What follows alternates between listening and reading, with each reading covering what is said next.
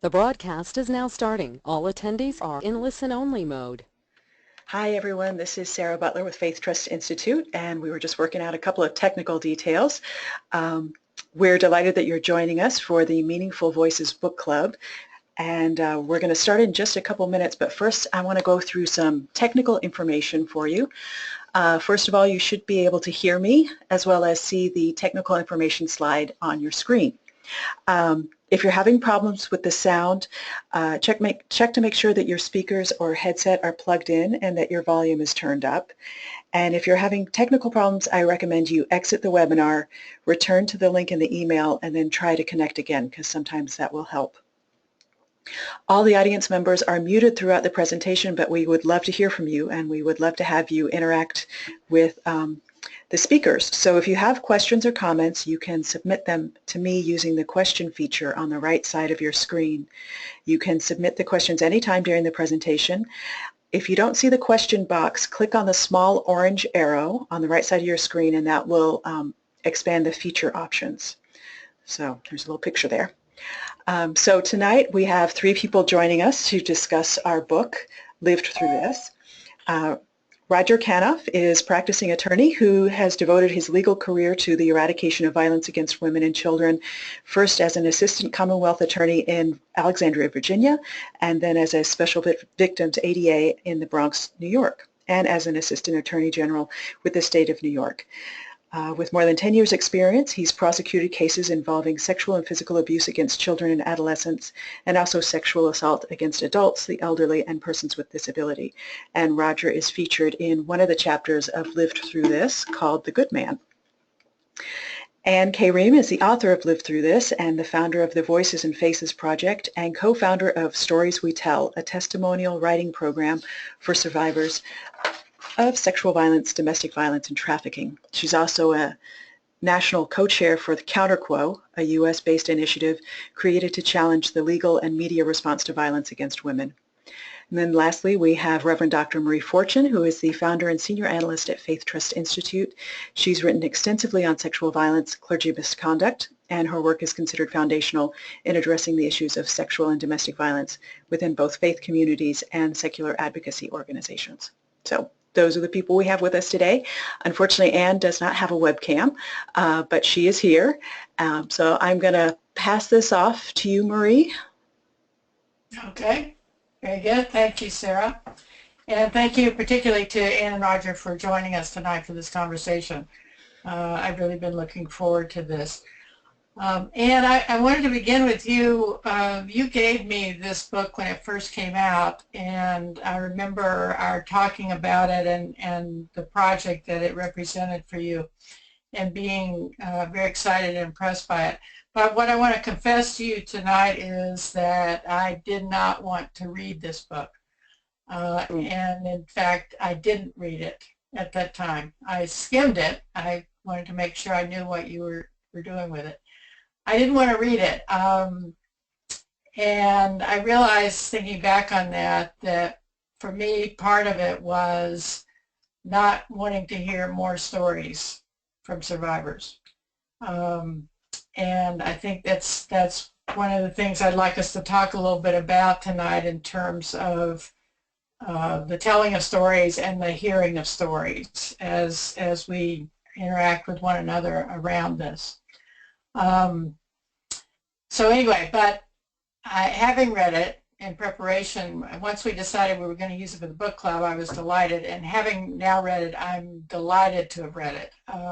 It's really an exceptional piece, and reminded me again what an excellent writer you are, but also what you've done with this piece is, I think, very, very important.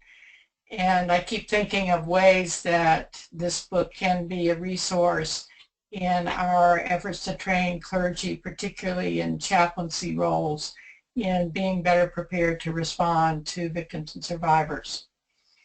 So the quote that I pulled from you in your introduction is on the screen now, and I wanted to kind of start with that. You said, "The sharing of a story, especially a story of having survived rape or sexual abuse, is inherently an act of faith in the listener. We do not testify to our experiences because it is healing, although it can be, but because it is necessary in a world that too often underestimates the scope and scale of sexual violence. The women and men in these pages are believers in the power of testimony and in the power of you, meaning the reader. And so I wanted you to talk a little bit more about that dynamic between the testifier, the survivor in these stories, and the receiver, the reader, those of us who are listening and hearing, and to use Judith Herman's terms, the bystander in receiving that information, but also that experience. Can you do that? Yeah, and thank you, Marie, for being so honest about your response to the book. That moves me very much, actually. And I think I've heard that before from people, that sense that they understand how important these stories are and how important this issue is. But it's a very human instinct to want to turn away, in some cases, from pain and trauma and people's grief, certainly the grief of people we love. So it's because it's so painful to get close to what they've suffered through. So I appreciate you being honest about that. And I love the question, because for me, this book was always, in a certain sense, about connecting audience to the testifier. And what I would hear and see over and over again as I would listen to the stories of survivors was that they had a deep hunger for justice, but even larger than that hunger for justice, I believe this deeply, larger than the hunger for justice even, is the hunger to be heard, because there actually is a form of justice in being heard. That there's the acknowledgement of being able to look someone in the eye and to say, this is my experience. I want to bring you closer to my experience. And when I feel and see you understanding my experience, some degree of my pain recedes. And I was fascinated by not only people's sort of broad hunger to be heard, but also their desire to be seen and known as individuals who'd been shaped by the violence and trauma that they lived through, but that were and are not exclusively defined by it. That it wasn't enough for, and I don't think it is enough in most cases, for survivors to be able to say, let me tell you about this traumatic experience or event or series of events, or let me talk to you about the most painful aspect of my story. There was also a hunger to say, I am greater than that trauma. And I want you to understand the totality of who I am as a person. And when I went into the project, you know, in many cases, for example, I mean, one of the joys of profiling someone like Roger, who is a friend, I didn't know Roger's story. I knew Roger for a very, very long time as a gifted prosecutor and a lovely person, and did not know anything about the fact that he was a survivor of violence. And so what I wanted to do with each of these individuals in the book was to be able to bear witness to who they are as people, but also to be able to look at them in some cases over the course of 3 or 5, or in a handful of those cases, you know, the full 10-year scope of the project, and be able to help craft a profile that they felt was representative of their story. I also saw early on that if you're a careful observer as a writer and as a documentarian, in some cases you will be able to see aspects of the individuals you're profiling that they may or may not see in themselves. And you're also, you know, have the privilege of observing and listening to a broad range of survivors in the U.S. and across the globe. So I sought to sort of draw connections between those forms of experiences. But for me, the there was a recognition that the stories had power when they were heard, that the reader and storyteller, in a sense, were in a codependent relationship, in the best, if there can be a positive sense of codependency.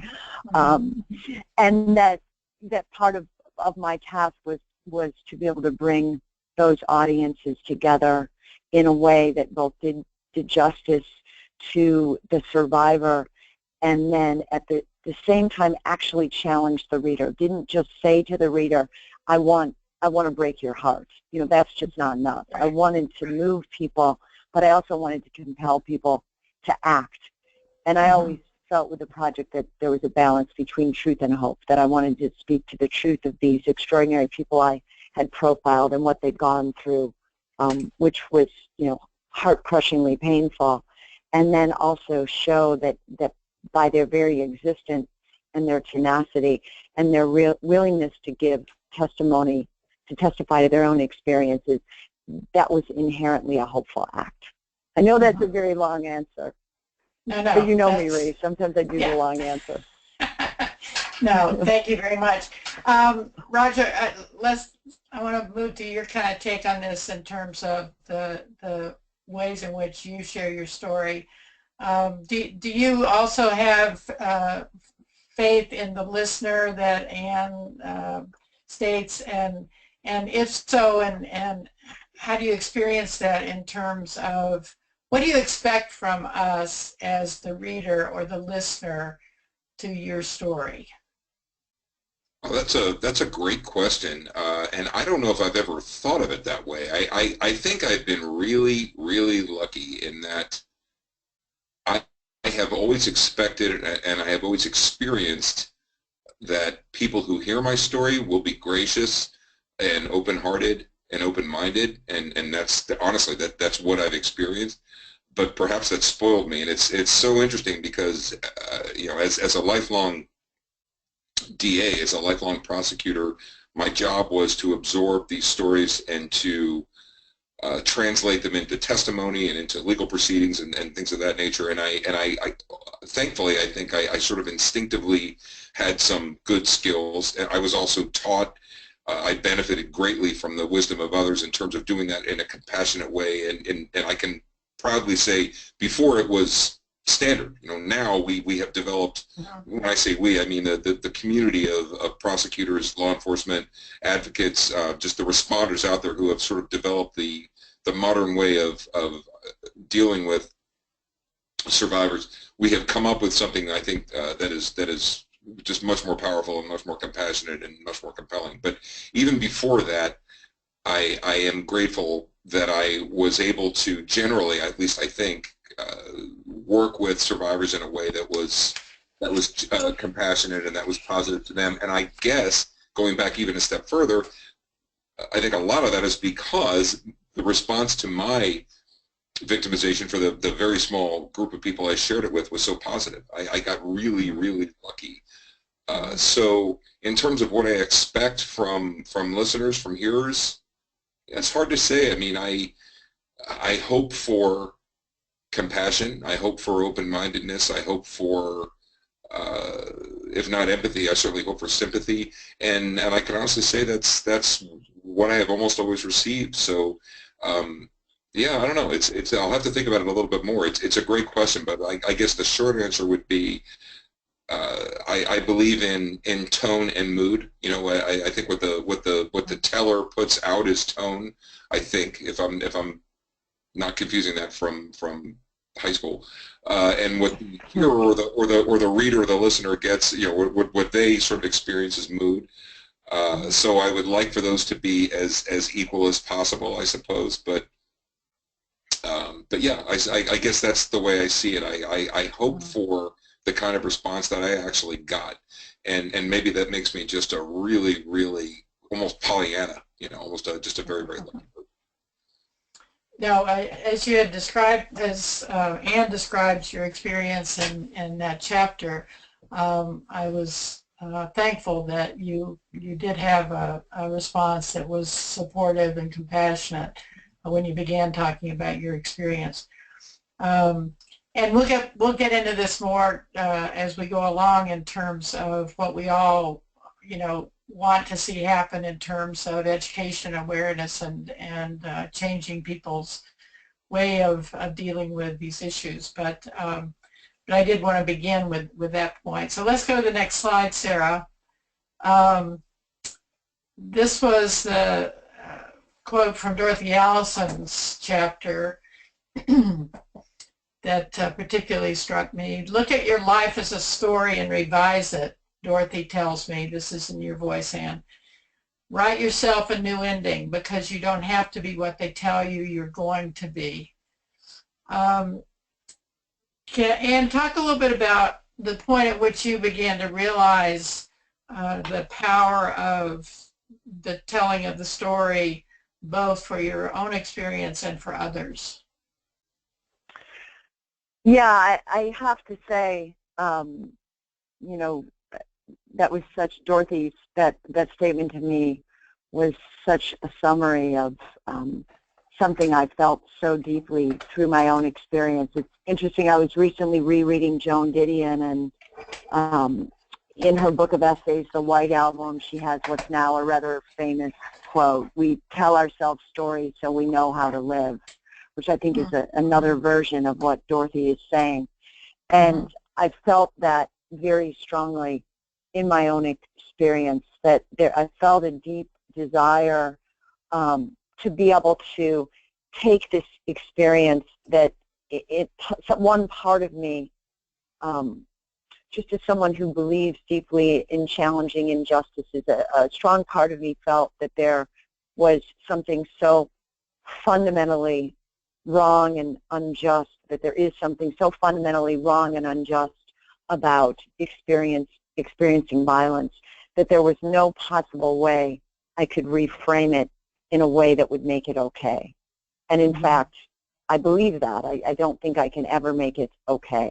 Right. But what I wanted to do was to take this experience that never should have happened, should never happen to anyone, and to assign meaning to it in my own life, to be able to say, I would never wish for this.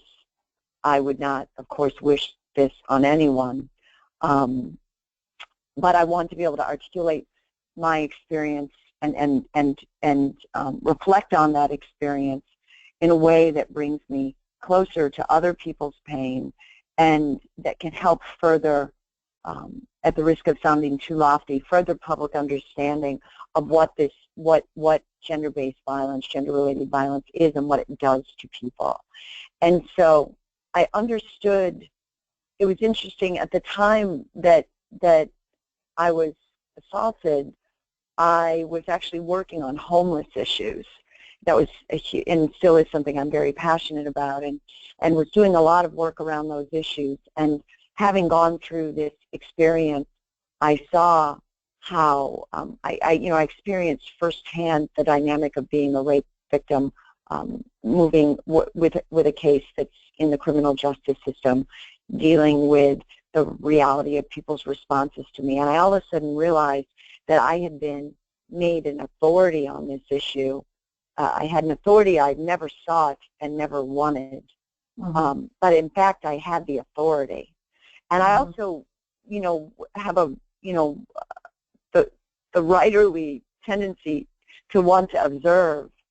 And so I observed myself in that system. I kind of observed the way people responded to me, and then at the same time I observed the way people responded to others, and became very interested in this way in which, your testimony is your own truth, but there's a broader testimony, and the broader goal for me became, how could I share my story in a way that illuminated broader truth about sexual violence, about gender-related violence? How could I use my own story to open up a conversation where I didn't forget all of the untold stories? I love to read, not surprisingly for someone who's a writer, and I read, continually that the testimonies, whether it was, Dorothy Allison's, ironically, Dorothy Allison's Bastard Out of Carolina was published the year I believe I was attacked. And that book provided a huge, she was such a hero for me that ultimately interviewing her and with Patricia photographing her and being able to really probe and understand her story, there was something sort of profoundly healing for me in that. But what I really became very passionate about was this, a desire to not only to use my story as a window into a broader world and to not stay in the zone of my own testimony, because I was very aware of the limitations of that. So it sounds like that's your work that has come from that is the new ending that she's referring to in terms of writing yourself a new ending. Yes, I mean, that's a beautiful way to put it, Marie. I mean, I think that one of my great fears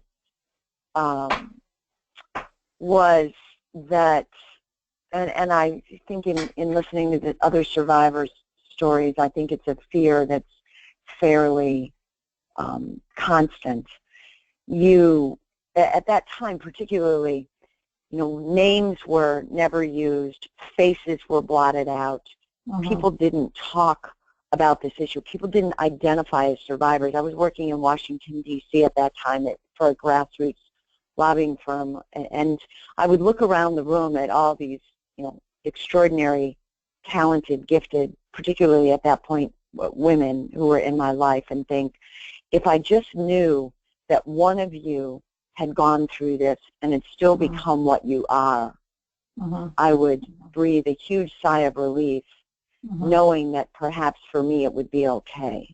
And my great fear was, and I think this is the fear of many people who survive trauma, violence, loss, any sort of event that's life-altering, is that it will be the beginning of a downward spiral, that you won't be able to reconstitute your life, that you'll look back at your life and say, that was the beginning of a shift into a space I could never pull myself out of, that the world didn't support me, I should say, in emerging from. And so for me, her saying, you don't have to be what they tell you you're going to be, was incredibly powerful, a reminder that we are constantly in our actions and in our lives redefining and rewriting our own stories. But also I think what I saw in Dorothy, and I've seen in many of these survivors, and I feel compelled to say this whenever I talk about the people I interviewed for this book, I don't know a single person I interviewed who did this alone, who did it successfully alone, I should say. Right. And that everything from their communities of faith, their families, their intimate partners, their support networks, social services, scratch the surface on people who have been able to reconstitute their lives. And there very often is a deep and rich network. And part of my ultimate goal with the book was to remind the world, these stories don't happen in a vacuum. We are responsible for one another. And that particularly when we look at communities of faith, it's striking the times you hear survivors talk about their clergy getting it right, and the times their hearts are just broken when the clergy gets it wrong. How huge and outsized an effect that has on them. Right. Yeah, we're gonna get to that specifically in just a minute in terms of the importance of that. Roger, how about for you in terms of revising your story, or how do you feel like you relate to what Dorothy said? I loved that story. I mean, and she just puts things so beautifully and so concisely. I agree. You don't have to be what they tell you are going to be. But again, my experience was different in that, first of all, what happened to me happened when I was so young, which of course, millions of people experience this. Most kids who experience child sexual abuse tend to experience it, I guess, differently than many adults who experience rape, or only because the dynamics are different. Of course, I'm not making any statements or judgments about the level of trauma or any of that stuff, but the dynamics can be different, I guess, between what kids experience, which is usually a grooming process, as opposed to what adults experience, which is usually something more blunt or something more sudden. So I think what surrounds the experience can be different. So for me, what I remember experiencing was just something that was strange, and it was there were times it was horrific, there were times it was very painful, there were times but it was always mysterious, which is, I think, a different dynamic from somebody who is an adult, who is walking through the world as Anne was, who is self-possessed, who understands things, who all of a sudden, her life is very, very bluntly affected, and she suffers an attack. She sees something very sudden and very violent and very different, and I think that changes everything. Obviously, it changes the narrative, it changes how you look at it, it changes the perspective. The trauma, I don't think, is different. Trauma is trauma, I believe that, but I guess the way you perceive it and the way you process it becomes different because of that. So for me, it was when I think about it, I think about something that I think about an experience, the definition of which emerged in a cloudy kind of way. It was sort of something that I was drawing from shadows, and it wasn't until I was an adolescent that I could even really describe it. And then I chose to relate it to some young men that I grew up with, who I was very close to, who, thank God, reacted in a very, very positive way. But that, I think, is a different way of relating it. I think it's a different way of experiencing it than other people do, women and men who have been, whose trauma came about in a different way. I hope that makes sense anyway. Mm-hmm. One of the things that Anne writes about in your chapter is your encounter, I think it was with another prosecutor who made a comment following I guess you got a conviction on a young man who had been sexually abused as a child. Do you remember what I'm referring to? I do, yeah. I do. And I was struck by that. Could you reiterate that for our listeners? And for me, that was one of the ways that you have rewritten your story. Mm-hmm. Yeah, I think if it's what I'm thinking of, if it's from the chapter, if it's what I'm thinking of, I know there was the prosecutor I was talking to, she didn't mean anything by it. She didn't know better. Right. But I think, if I remember it correctly, it was she was meeting with a young man, and she had, she remembered him from a previous case. And I remember her telling me, I was walking into her office and he was just leaving, and they were, they hugged and they had a nice goodbye. And I said, who was he? And she said, she said, he was a young man I worked with. He was sexually abused by a teacher. And went on for years, was really horrific, and she was explaining the case, and I said, and she said, yeah, I gotta be honest though, I feel kind of uneasy about what he wants to do. And I said, well, what does he want to do? And she said, well, he wants to be a teacher. And I said, oh, well, that sounds great. She's like, yeah, but you know how it is. I mean, he was a victim of something like that. I wouldn't be surprised if he turns around and wants to do it to somebody else. And it was just a terrible, terrible thing to hear. It isn't true. I mean, we know now that that's a very cool myth, but she didn't know, and I certainly don't blame her for it at all. But how did it make me feel? It was horrible. I mean, that was an absolute silencing. Okay, dear God, and make sure no one ever. That was a really, really. It was just an unfortunate thing. I certainly don't blame her for it, but in terms of how it made me feel, I don't think anything has ever made me feel worse other than the acts themselves. I can't think of, but again, that's one of the things you go through. It just is. Yeah. But I heard that in this quote from Dorothy, that in the work that you've done and your professional life, that you don't have to be what they tell you you're going to be. Exactly. And again, I think for the power of that in survivors sharing their stories is very, very important. Mm-hmm. And it's fun. I'm glad that you pointed that out because I honestly I hadn't been thinking of it in that way. But that's so important, particularly for male survivors. I think that's very the idea that you won't be predatory. That's very, very important. So thank you. Yeah. So let's go on to the next one. And just for our listeners, we're using these slides just to sort of organize our conversation and kind of an outline to walk us through some of the issues that are raised in Anne's book.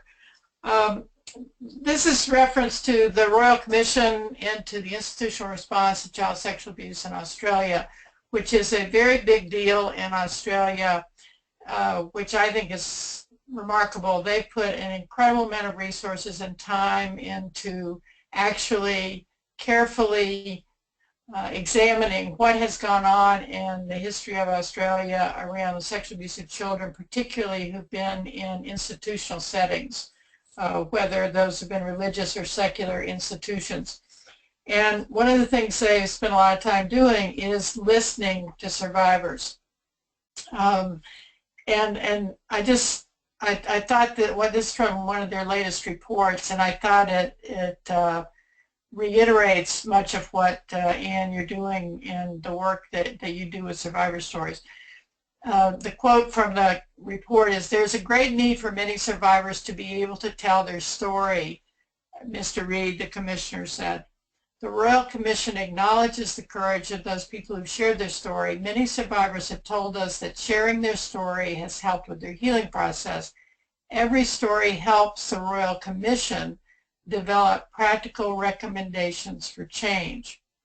So far, the Commission has conducted 5,000 private sessions with individual survivors, where they've invited people to come forward and meet with a member of the Commission and share their story, and the Commissioner is there to hear it. Now, and they're not done yet. But one of the things that I find about this, and I'd be interested in both of your thoughts on, is we're back to the relationship between the teller and the hearer. But in this case, within this institutional setting, the importance of a Royal Commission for the country being available to people to come and tell their story to, in this case, someone who matters in a significant institutional role of leadership, and hopefully then what will come beyond that based on what the information they're gathering. But I'm interested from each of you in terms of your sense of the importance of who that hearer is, and again, back to my early question about, and what do you expect us to do when we hear the stories of survivors? Anne, do you want to start? Yeah, it's fascinating. When I have the slides, by the way, Marie, just so you know. When I was looking at this a few minutes ago, I was really compelled. One of the stories that didn't make it in the book simply because of timing, but one of my most moving experiences with the Voices and Faces Project was in partnership with Tear Fund. And I think you're familiar with Tear Fund. It's one of the largest NGOs in the world connecting communities of faith to pressing social justice issues. We partnered with them and the Voices and Faces Project traveled to South Africa, where Tear Fund had identified a community of survivors of sexual violence, domestic violence, and trafficking who were ready and, in fact, eager to share their stories not only with leadership from the Anglican Church, but also leadership from the African National Congress focused on gender justice issues. And this particular project was really a call to action for that political and religious leadership in South Africa, to the leaders who had effectively torn down apartheid, saying you need to invest in this issue. You need to fight for justice for women with the zeal with which you fought for racial equality. And many of these women, Tear Fund had brought together. Our role was to, I think we were there 10 or 11 days. We all immersed ourselves in the lives of the women. We all lived together in a home in Durban and really helped them think through how they wanted to share their stories, in what way they wanted to share their stories. Most of these women, I believe, had never shared their stories publicly. And certainly none of them had stood up in front of some of the most powerful figures in their country to share their stories with a call to action.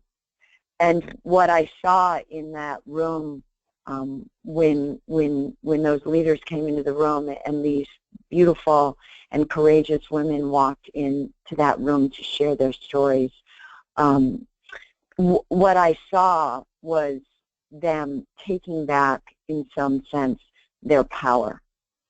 And that came from not only being afforded this important audience that was there to listen and learn from them, but it came from the quality of the listening and learning. It came from the way in which Tear Fund and our allies had said, had worked with leadership to say, this is not about us all coming together and shedding a tear over these injustices. It is about shedding a tear, and then it's about turning around and creating change.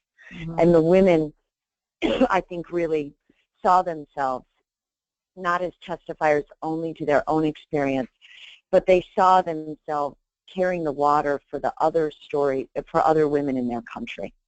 They saw themselves as part of a greater and larger mission, and that, I think, is part of what makes testifying effective. And I can imagine in this, when you talk about the Royal Commission, that a big piece of what made that powerful, you know, that notion that every story that was shared was helping the Royal Commission develop practical recommendations for change. That meant that that story sharing moved beyond personal or individual therapy and moved into the realm of personal power. And that is where I often see, I see survivors reclaiming power that may have been lost to them, or in some ways finding power in themselves they may not have ever known they had, which was quite moving. Roger, do you have any thoughts on the commission work? You know, I don't have, Anne, as usual, Anne is, just puts things so beautifully. I don't have much to add to that except just to underscore what you said, which is I agree. When it becomes clear that survivor accounts, survivor stories are fueling policy, that they're or I should say influencing policy and action, then I agree with Anne. There's an even more joyful, wonderful thing happens, and that is that the survivors collectively and individually realize this isn't just healing me, this isn't just helping me, this is giving me power. I can't agree with that more. And the one thing I will say is that in 15 years or whatever, however long it was of me either consulting or prosecuting these cases, that was one thing that I noticed very early on, was that the ability to testify, win or lose, whether or not a conviction was obtained, excuse me, every survivor I've worked with who was able to testify achieved a marvelous, almost in every case, just an incredibly cathartic experience from that. And it wasn't about, are we going to get a conviction here? It was, or not even do they all believe me. It was just, I have power for the first time in my life. This guy is putting me under oath. He's asking me to look at a jury, and this means something. So I couldn't agree more, and I'm grateful to Anne for putting it that way. Yeah, I think that the point about it, that this means something, this is something that we've tried to convey in our training with faith communities around sexual abuse by faith leaders, is the importance of listening and hearing the testimony, but also then being impacted to make changes that need to be made, and then the power that does have for the survivor who is able to be heard by their faith community, not just by anybody, but by their own faith community, in fact, where the abuse happened, but also that the leadership, the larger faith community, is willing and able to take this on and actually do something then with that information. And I think that's what the Royal Commission is finding as well in the way in which they're going about their work to do that. So Marie, we have a comment from the audience talking about the activism regarding campus sexual assaults and how basically this is what young women and men are demanding from their institutions, is to be heard and to be recognized. So. Exactly. Yeah. Which I think is very exciting in terms of, you know, silent no more, basically, in those particular settings. So let me take this just a slight tangent here in that regard and ask the two of you to respond to Lady Gaga's performance at the Academy Awards of the song that she and a colleague of hers wrote, Till It Happens to You.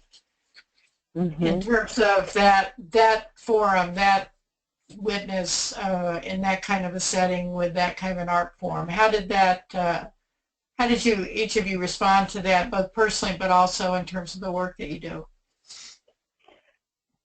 You know, I have to say, I was so, the first thought I had when I watched that was what that might have meant. I can't imagine 25 years ago seeing that. And in fact, even, you know, 10 or 12 years ago when I first was playing around with the idea of this project, I remember one of my mentors who I admire greatly sort of cautioning me away from this idea of creating a space where survivors could come forward and share their real names and faces and stories. And I remember her saying to me, you know, the only way you can possibly do this, Anne, is if you can guarantee that no one's going to get hurt. And I remember saying, the only thing I can guarantee is people will get hurt. You know, when you're asking people to come forward and share their story, that's the nature of a social justice movement. You take individual risks for something greater and larger than yourself.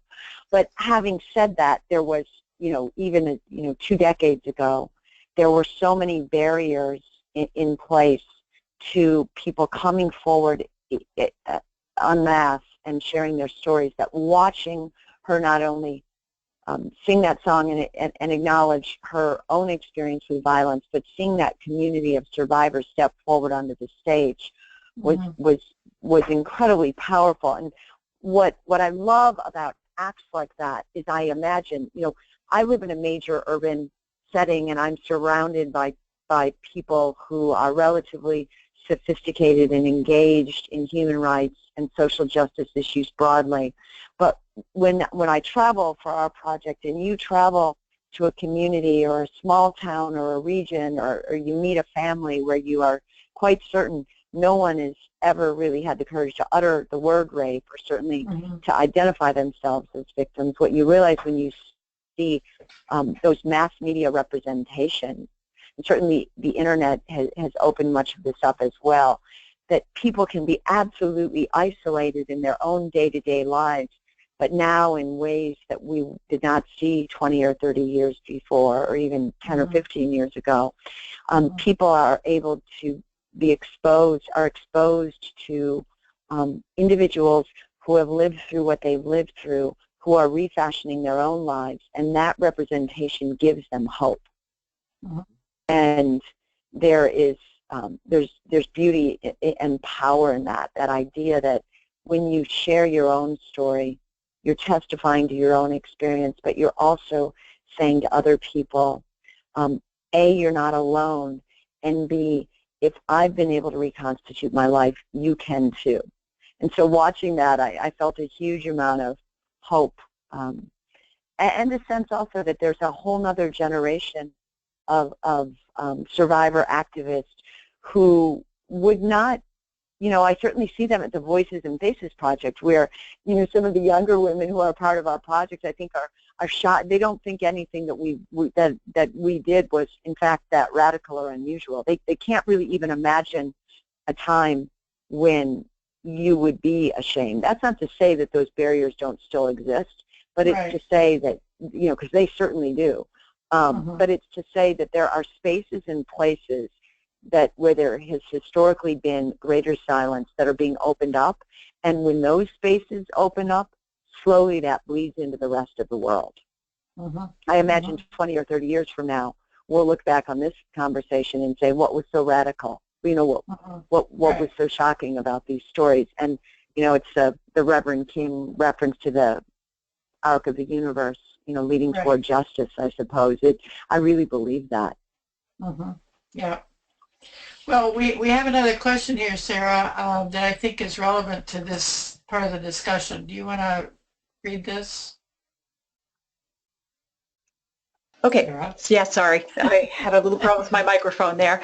So Karen says that survivors have an unasked for authority, as Anne says, but it can be a fine line perhaps. Does one's personal experience also make one biased, as some might have suggested to me? And how do you present your authority while avoiding the perception of being, quote, too involved or overly emotional because of your experience? That's a great question. Well, and I think that's where, for me, I think that those who have publicly been identified with a trauma do carry a really unique burden. I mean, I sort of recognized that early on, that I, had my own experience, and of course I had some authority on that, but that if I was going to speak about this issue in any broader sense, I felt that it was, I felt that burden to know and understand this issue, not just through stories and testimony, but also through statistics and studies, and to be able to be as knowledgeable on the issue as possible, to be able to speak in personal terms when necessary, but to be able to pull back from that and speak about the issue in political terms. And I think for me, just as an individual, I'm a huge believer in reason and thought, and thinking critically about these issues, and recognizing that there are ways in which our own experiences and our own stories can blind us to broader truths. And I learned early on in talking about this issue to never say, I had no desire to say it at a certain point, all survivors feel, or as a survivor I feel. I've been very hesitant to use the language of as a survivor I feel, because for me, what I wanted to be able to say was, separate from my own experience, there are injustices we have to address, that ultimately there's an authority even greater than individual experiences, which is what is just and good and fair. And it is I think whoever asked the question, it's really, even the act of asking the question shows a deep understanding of the complexities of being someone who's lived through something personally, who goes into the world to be in some ways a more public spokesperson. And I think one of the best things we can do is recognize that we are in a complex zone, either perceptually or literally in some cases, and to be aware of the ways our experience opens our eyes to understanding issues, and perhaps the ways sometimes our experience creates barriers to understanding of the issue more broadly, and also understanding perspectives that challenge our worldview. And yeah, and I think the other thing I hear in the question and the comment, which is very helpful, is it's the problem of the broader society's response. This is one of the problems of one of the listeners, or of listeners as a group, in terms of how people deal or don't deal with an individual experience, or with talking about this at all. I remember when I first began my work in this area many years ago, and I was young and naive and finding my way. And one of the things that someone asked me early on in one of the presentations I gave, very blatantly, was, you know, were you a victim of sexual violence? And I realized in looking back, I wasn't prepared for that question, but I got prepared real fast. And but what I realized was that, and what I finally, the response I finally incorporated when I was asked that question was, I'm not going to answer that question, because what I heard in the question at that time was a challenge to my authority either way. Either if I was a survivor, then I was biased and too involved. If I wasn't a survivor, what did I know? And either way, it was coming from a place of, we really don't want to hear about this. Right. and so I began responding to it by not answering it and explaining that to people.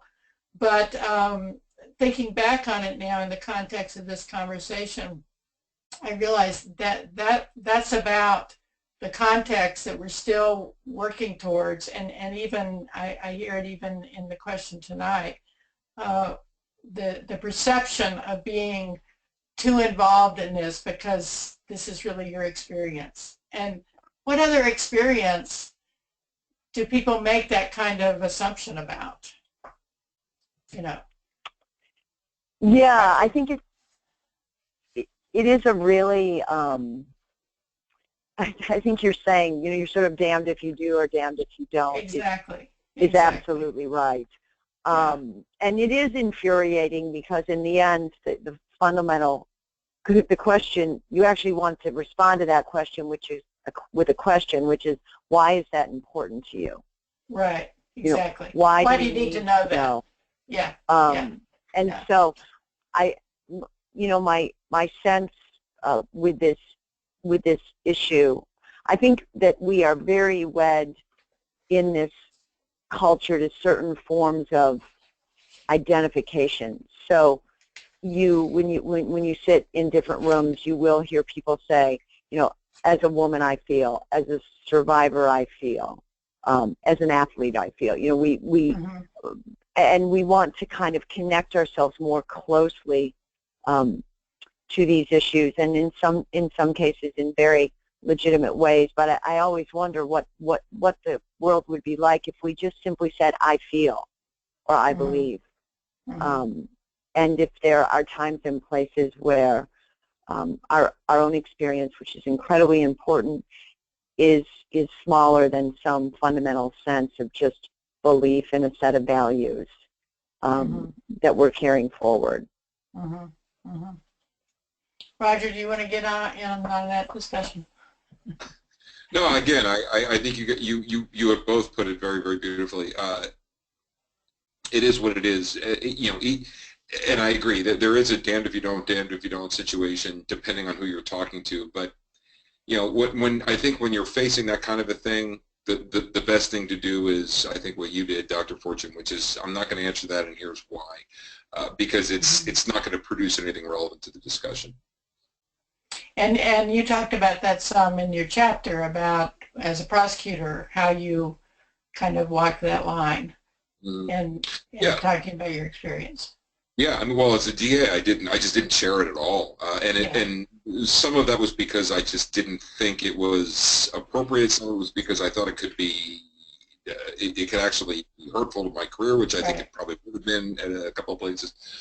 But I guess, yeah, I mean, more than anything, I didn't approach a professional situation with personal background only because I didn't want to distract from what the person I was dealing with was going through. There's no comparing it. It's never appropriate to say, well, I'm sorry you went through that, but just so you know, well, actually, let me rephrase that. I think there are times where it's appropriate to share, but in those professional situations, it usually wasn't. So it just wasn't anything that sort of came in.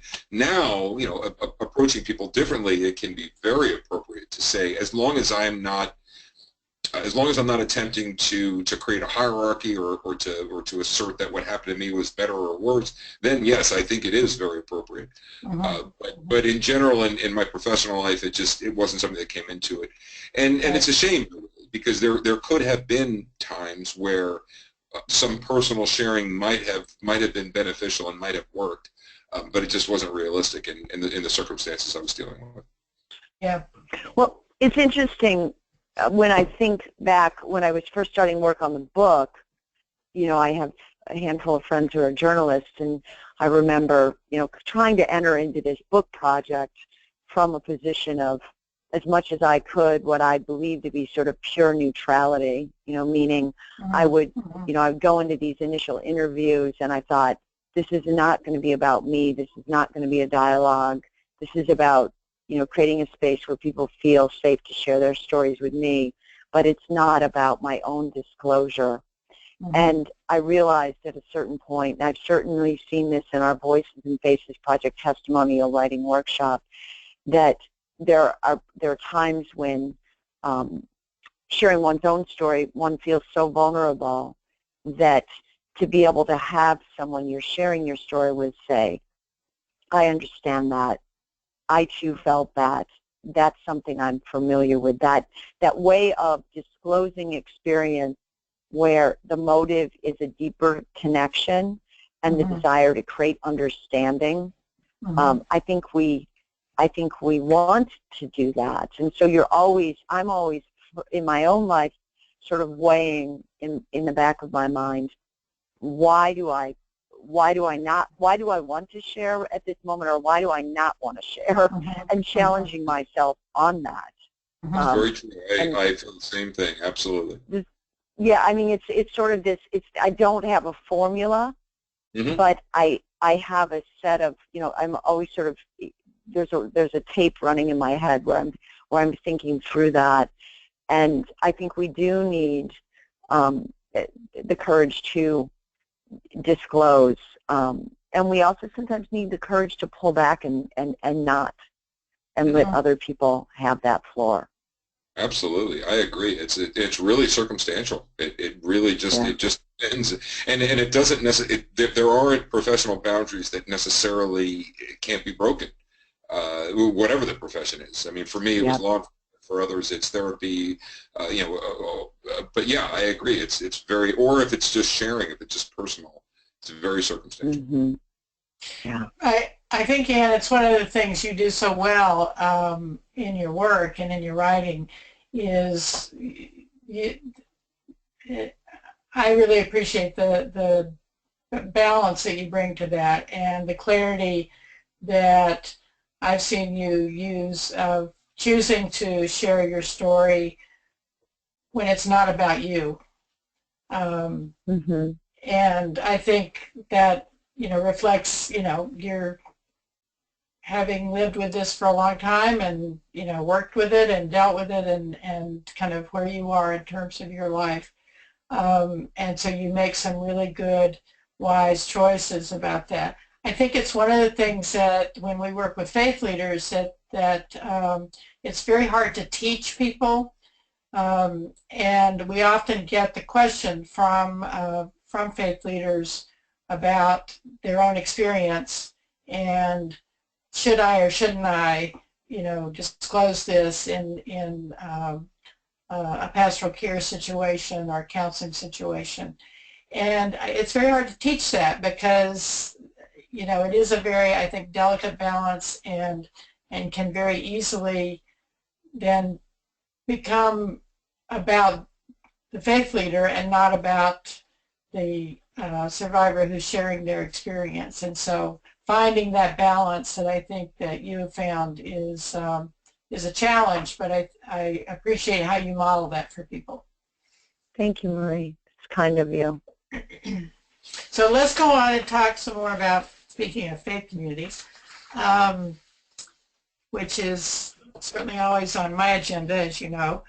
And one of the things that I noted in reading the 18 stories that you share with us, Anne, in your book, at least 5 of those, there was an explicit reference to religious faith or religious leaders or institutions that were part of the person's experience, for better or for worse. Okay?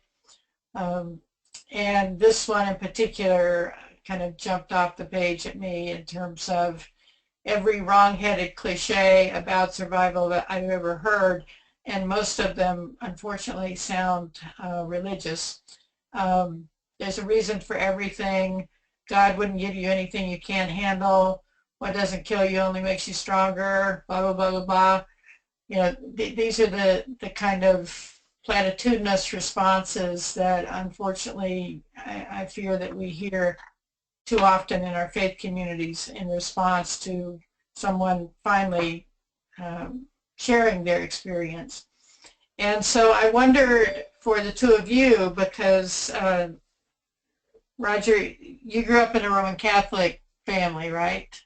I did, yes. Active Roman Catholic, and Anne, you were United Methodist family? Yeah. I recall. Mm-hmm.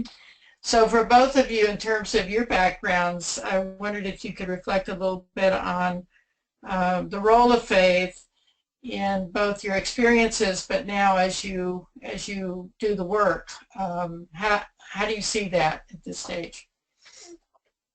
Roger, do you want to start on that one? Sure. And I'll be quick. I can tell you, first, I was very lucky. I was very lucky for a lot of reasons. One, I was around priests very closely. I was an altar boy. I grew up around them. I was in close quarters with them. They were personal friends with my mother and father. Never had a bad moment with a priest. I mean, they were decent, holy men. It was really funny. I mean, when I say funny, just because I have such fond and decent memories of them. And my parents were super liberal. They would have been hippies. They're too old, but they would have been hippies if they had been in the right generation. They were very, very liberal Catholics, and they helped build the parish that I was in. The point of all this is that the religious messages that I received as a kid were actually very positive, because my parents didn't go down that road, which is a very understandable road, by the way, which is pretty much all those things that you talked about, Doctor, the things about God wouldn't give you anything, or that Anne talks about, there's a reason for everything. These things tend to center around the just world theory. There are so many decent, honorable religious people who are desperate to believe in a just world. And of course, I didn't make up the just world theory. It's a common meme. But the idea is that for many, many religious people, they can't stand the idea that God is not in control. They can't stand the idea that a loving God would allow things to happen, bad things to happen to good people. So they come up with these platitudes. I never received those. My parents were much more about, they were just about, look, God is love, but it's not a love that we can always understand. It's hard to explain, and it wasn't easy to explain to me as a kid, but I can honestly say my mother and father are wonderful people. They're not perfect, of course, but in that regard, and not only them, but the religious leaders that I looked up to as a kid were very, very positive for me, because as I was going through the questions in the dark times, I never said to myself, and I know many people I have worked with professionally and personally, who did struggle with that, who did struggle with well, why? I've been taught for so long that there's a God that's looking out for me. There's a Jesus, or a being, a thing that loves me so much. How could this have happened? And that was never promised to me. A loving God was promised to me, but not in the way that I think many really, really decent people expect. And that's something that I dealt with professionally too, and I still do. Not only with survivors and victims in the legal system, but also when I'm teaching. When I'm teaching responders, and I say to them, many of you are going to be tempted to want to approach survivors with the sort of the stuff of the just world theory that's in your hearts, and that's understandable. But be careful with it. And that's about as far as I can go, because the rest of it is above my pay grade. But yeah, I can say that my experiences with regard to that were actually very positive, and they were very useful to me when I went through what I went through. Roger, did it ever occur to you when you were a kid going through the abuse to go to one of those priests and disclose? It never did. It never did. And it's not because I didn't trust them. It's not Yeah. because I didn't think, I didn't have the language, and there was it just wasn't discussed. Yeah. It's so sad. Right. And that is such a great question. Thank you for asking it. And I'm sorry that, and let me tell you, those men, to those of them that are still alive, would be so heartbroken to hear that. And it wasn't their fault. It had nothing to do with that. There just wasn't, the words weren't there. Right. It wasn't anybody Not really. anybody in a position that you could do that. Anne? Yeah, it's interesting for me. Roger talks about the just world theory, and I was always struck by this idea of how odd the question of why me is. When we've gone through trauma and the instinct to say why me, really why anyone, right? And why be shocked in a world where we know there is violence and injustice, when violence and injustice visits us or other good people, loved people around us. And so one of the hardest things for me, and you're right, it did bubble up repeatedly in interviews I had. It wasn't always coming from religious communities, but there definitely often would be a deep desire. We talked about sort of the positive of writing yourself a new story, assigning meaning to your experience. There was in many cases, what I would hear from survivors talking about their experiences with their religious community was that desire to get them to that space. They wanted people that, their communities of faith at times wanted them to get to that space of reconciliation entirely too swiftly. Right at the that beginning. There is, we can believe in the value of forgiveness, although as I understand forgiveness, that's something God does. And we can believe in the idea of living through trauma and finding meaning through that experience. But we have to fundamentally, part of believing in the idea of justice or a just God for me is to live that in our individual lives. And that if I believe if I seek justice, I have to also seek for the people around me healing. And part of healing is allowing people to grieve and to mourn and sometimes to rage. There is righteous anger is vital. Right. And one of the things that I struggled most with, not so much directly from people around me, but I sort of felt it in the ether, this idea that I needed to move swiftly into the zone of reconciliation with this particular experience and perhaps forgiveness and sort of, almost a Zen calm about it. And the truth is, we have a right to that anger, and we need the space to express our anger, and we need people who can acknowledge for us, this is an injustice, this is a wrong. It is not a gift. It's not something God gave you. In fact, there's nothing godlike about it. Right. And I think part of what happens when people have been traumatized is language that, probably would always strike some of us at least as banal, and reductive.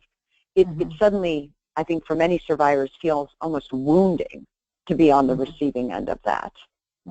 Because you really know that someone saying that is not grasping how deep this wound is. Right, and it trivializes what you're saying. Exactly. There's certain things that perhaps are part of, they're painful, difficult.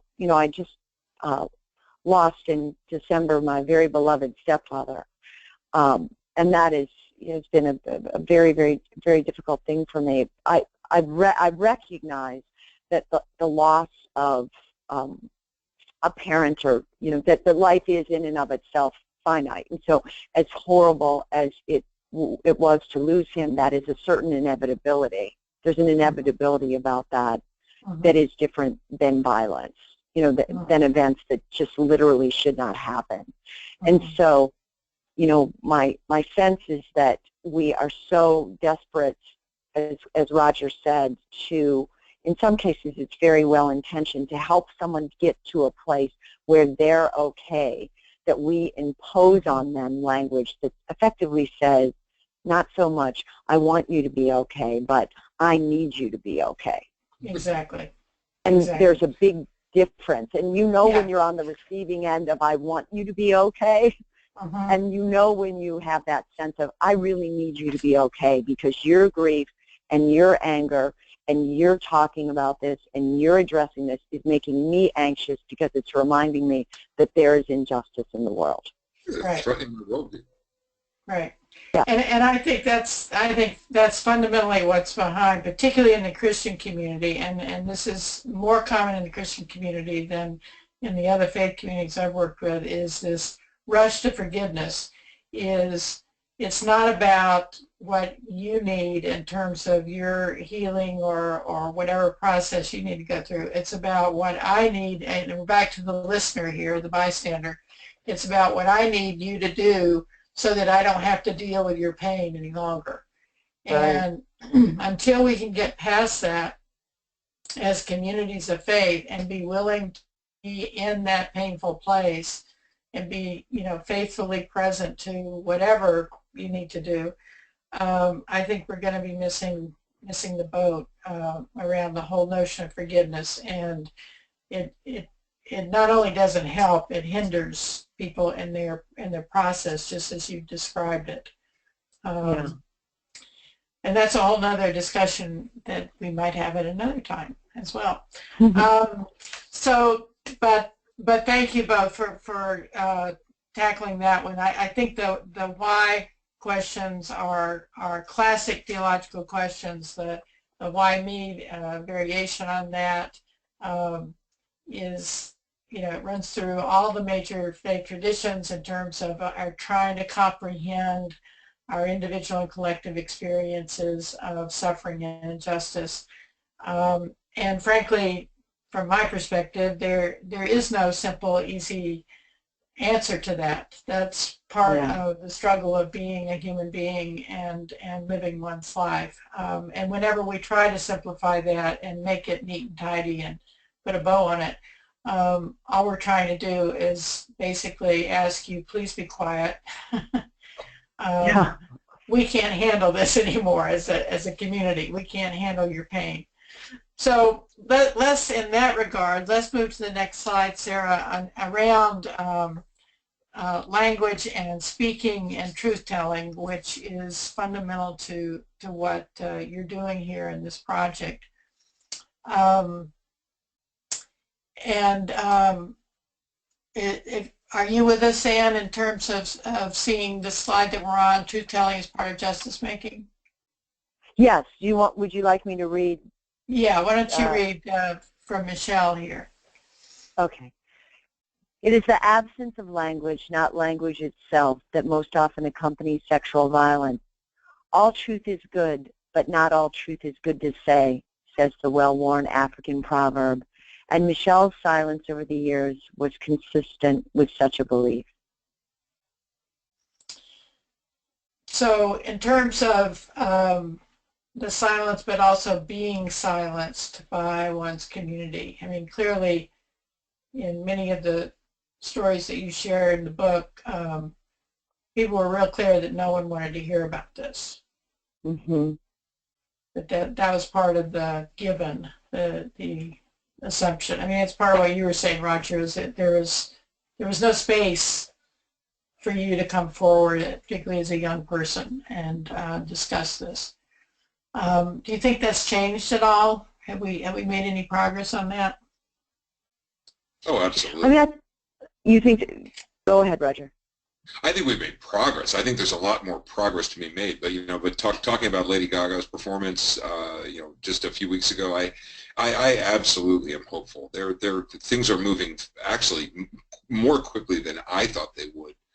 Just watching this community and being a part of this movement for almost 20 years now.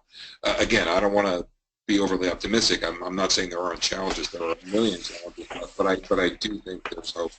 And I do think people are breaking barriers, and I owe this greatly to movements that came before it. The women's movement, primarily, I think, more than anything, just the women's rights movement of the 60s and 70s, which sort of gave birth to the victims movement. But in general, people just have a lot more courage and a lot more places, and a lot of things. The movement of technology, the creation of internet platforms that didn't exist before. But in general, I think the trend is a good one in general. I think it's positive. Yeah, I think Roger's right, and I think one of the challenges is that what's good about what's happening is that you do have a lot of people out there modeling for others what it means to speak openly, what it means to be a victim, how we can still have agency in our lives and ownership of over our own storylines. I think one of the risks is when you have those forms of media representation is that survivors' stories are complicated and nuanced, and most people don't kind of fly out of their experience as the super survivor who can walk onto the stage at the Oscars or come out and share their story in a book like this one, or even feel safe sharing their story necessarily with their own family or community. And there still are these subterranean and subtle ways. What we're fundamentally, I think, as a society, we're uncomfortable with different specific issues, and people's experiences with trauma and loss. But I think as an umbrella, what we're most uncomfortable with is people's pain, their vulnerability, their moments of weakness, and issues that are unresolved. We're much better as a society at dealing with someone who we like to think has put their trauma in the rearview mirror. So we are fine. Most thoughtful thinking people are not going to hold it against someone who comes forward and says, I was a victim of sexual violence. But a higher percentage of people have a very hard time when that experience with violence or trauma, when they're confronted with the day-to-day repercussions of that violence or trauma. And they find ways to kind of silence, very subtle ways to kind of cue, as we said earlier in the conversation, I'm not quite comfortable with that, I wish you'd get it together, shouldn't you be over this by now, all those cues. I think that is not necessarily, it may be in some cases specific to the issue, but I think it's a way in which, you hear it in this current presidential election to some degree, we like, in quotes, winners in this country. And we need to get comfortable with the notion that there are traumatic experiences that render people vulnerable, and that confronting those vulnerabilities and facing those vulnerabilities can call us to go to complicated places, and it certainly calls us to be closer to other people's grief.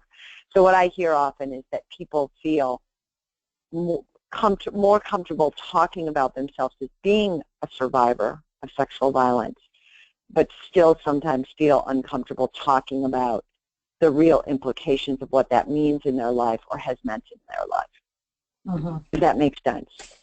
Well, and I think it takes us back in some ways to where we started in terms of what is the hearer, what's the response of the hearer, and the whole bystander experience of, if I really listen to your story and let it in to my life, it's not only sharing the pain, it's asking something of me. Yes. And I think that's where, you know, people have we all have a difficult time going there, because it's like people don't know what it's asking, but they know it's asking something. But whatever it is that is being asked, that I have to actually do something about what you're sharing with me in terms of engaging in social change, you know, working, you know, in the field, changing legislation, you know, whatever the action is. I'm challenged to do something because I've heard your story, and I think that's one of the reasons that some folks just don't want to go there, frankly. But I think we have to go there, because otherwise, you know, this all just keeps going. But I do want to get to this last quote here, because this was one of the places, as I was reading the book, that I nearly threw it out the window when I was reading this particular story. This thing about in the trial, that the defense attorney successfully argued that Tori, who was the victim, should be restricted from using the words rape, sexual assault, victim, and assailant during her testimony, pointing to a 32-year-old law barring terms that pose the risk of unfair prejudice, confusion of the issues, or misleading the jury. And then you go on to report that the judge instructed her to say that she had sex or intercourse instead of using the terms rape and sexual assault. I lost it at that point. Roger, maybe you can help me with this, but it just was beyond comprehension to me that this woman could not even tell her story using her own language of what actually was done to her.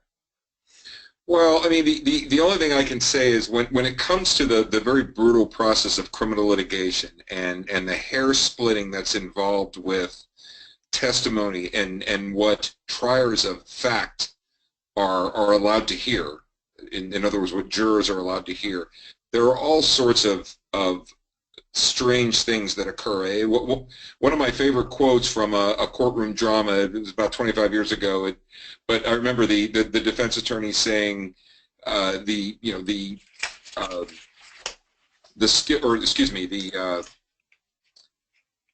reputations quickly give way to the skill of the practitioner once the doors of the courtroom are closed, meaning that what goes on in there is so totally different and sometimes seems so totally divorced from what is decent and what is commonsensical that it can really be maddening. But I don't have a very satisfying answer to this. The only thing I can say is,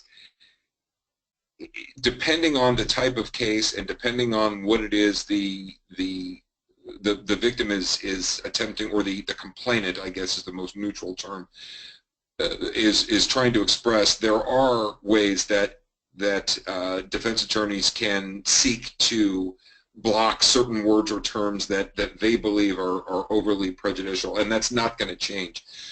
I could go on and on, but I can't, because we're running out of time and it's way beyond the scope of this. But here's the one thing I will say. As unsatisfying as this is, and it is, what I always tried to remind victims that I was working with in the criminal justice system, and what I try to remind people when I'm working with them, either survivors or responders, is, remember, first of all, we don't really have a criminal justice system. That really is a misnomer. We have a criminal adjudication system. This is the best we can do. It's very biblical. It's very, very deep in our culture. Which is not; those are not bad things, but they're limited. They're limited by Judeo-Christian notions of right and wrong that often collide with mental health and other things. It's just highly imperfect. So what I would always remind people is, please, please, please, never confuse the criminal adjudication system or that process with healing and with what is really justice, because healing is a completely different thing. Justice is a very lofty concept. What occurs in the criminal adjudication system, it's the best we can do, and it should never be confused with those other much, much more lofty and important goals. And that's not easy because we look to the criminal justice system. Hey, that's the public will. That's it, right? Isn't this what we build these beautiful courts and we hire these people? But no, that's not what it does. It doesn't heal and it doesn't provide justice. It provides an adjudication that hopefully keeps society sort of calm and moving, and that's all it does. Well, and you're inundated with these messages, and certainly in the last 20 or so years, where you watch Law and Order, all these different shows that kind of conflate those two things, right?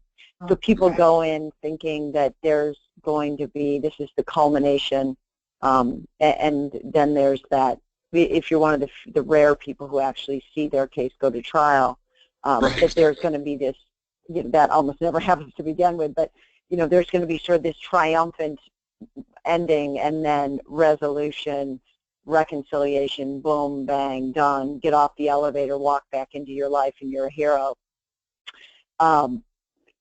We don't live in TV. Right. And so I think it's I think that expectation exists. I think this is the only thing that comforted me in this particular case is I think this was just a particularly troubling, symbolic case, but I certainly have not seen something like this over and over again in terms of language. But it did say something about a way in which we want to literally disappear people's stories, and language that speaks to truth is seen as hyperbolic, and in that way I was very interested. I was interested in her story also because of her resistance to that. How this clearly really galvanized Tori, and she saw it, as Roger said, she recognized she was never going to get justice through that system. That was, she certainly was not going to get healing, but she wasn't even going to get any form of justice. And she kind of made peace with that and shifted her focus elsewhere. Right. Unfortunately, she had other settings in which to, use her own language to describe what actually was done to her. But I just thought it was just the most outrageous denial of her reality to make that kind of requirement of her in any setting. But and I understand the limitations, Roger, that you certainly experienced within that system. And again, you've talked about that in the quotes that we have on the screen at this point. So we're going to have to go to our closing because our time is up. If you go, Sarah, to the last slide. And this is in your conclusion. That's the thing about social change. It benefits the next generation and the generation after that until someday it's no longer recognized as change at all. It just is. I thought that was a fascinating concept. Yeah. What does that mean to you? Well, I think I was trying to look down the world and envision a place where these battles have been fought long and so hard that at some point the world has shifted, and that there's the residue of the fight, but the layout and the look and feel of the world has been so completely altered that we don't think we're a changed society. Again, the Reverend King's notion of the arc of the universe bending toward justice. And I think that is, for me, where I think when Roger mentioned earlier many of the changes he sees, I see really terrific change around these issues. I like to imagine a time where this violence doesn't occur. It's hard for me to imagine a space where we've eradicated this violence. What I can imagine is a world where the vast majority of our citizens respond differently to it, where those ideas of shame and blame start to slowly fall away. I can absolutely imagine that and see that. And I don't think, you know, I think with in any social justice movement, if you're not in it for the long haul, you're not going to stay in it because you're not going to see all of that change. If it's a significant enough social injustice, you are not likely to see total change in your lifetime. Right, right. You just aren't, unless you're really at the tail end of something. But we're not, right? We're not, you know, when it comes to this issue. We're not there yet. Yeah, and so you kind of have to have that longer view. And I take and that longer view kind of reminds us that, you know, we measure social movements by those large and lofty goals, but we also measure those social movements in our day-to-day lives, you know, in the ways that we see change, that we ourselves are changed, and we see the people around us change. And every day I see signs of those that change. I also see signs that we have to keep passionately engaging in the struggle, but you see signs of change. Yeah. And you and Roger and everyone in your book are important parts of that, and the Voices and Faces project, which people will have a link to here if they want to explore that. So let me just close first with a profound thank you to both of you for your time tonight, and I think a really rich conversation that we've been able to have. I hope it's been useful to those who've been listening with us. And one of my favorite quotes, one of my few favorite quotes from St. Augustine, who's not someone I quote frequently, but one of the things that he did say was his opinion that hope has two daughters, courage and anger. And I think in the work that you all have done and continue to do, thanks be to God for that, and may you continue with courage and anger to be a part of the hope that is part of our work together. So thank you, and good night to everyone. And Sarah, is there any last minute instruction about what people are going to get? Yeah, I just want people to know that I have attached the PowerPoint here as a handout, as well as the discussion guide that the Voices and Faces project provided for the book. So those are both available to download, and then you can get to all of these links there. And that our next book is going to be The Roundhouse by Louise Erdrich, tentatively July 20th. Please join us for that. And as we close up today, take a moment and fill out the survey and give us your feedback. And this was a really wonderful conversation. Thank you so much to Anne and Roger. And have a good night, everybody. Thank you. Thank you, Sarah and Marie and Roger. Take care, everyone. Yeah, you too. Good night.